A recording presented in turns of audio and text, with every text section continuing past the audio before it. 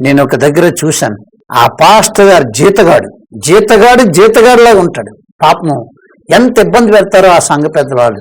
తాగుబోతుడు సంఘ పెద్దే, 2-3 భార్యలు ఉన్నాడు సంఘ పెద్దే.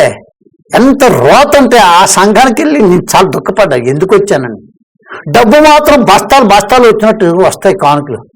ఎందుకండి? ఆ పాస్టర్ గారికి మనశ్శాంతి లేకన్నా వాకింగ్ చెప్తాడు కానీ టైం అయిపోతుంది బెల్ల కొడతాడు ఒకడు. ఏంటండి?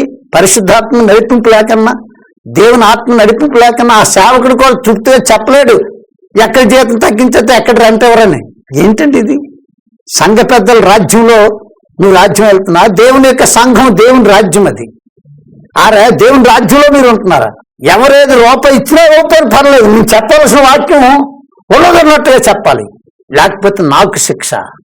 నాకు అవసరం లేదు, ఎవరేమి ఇచ్చినా ఇవ్వకపోయినా దేవుని పరిచయం ఆయన పరిచయం చేసుకుంటాడు. దానికోసం నేను వాక్యం చెప్పడానికి రాలేదు.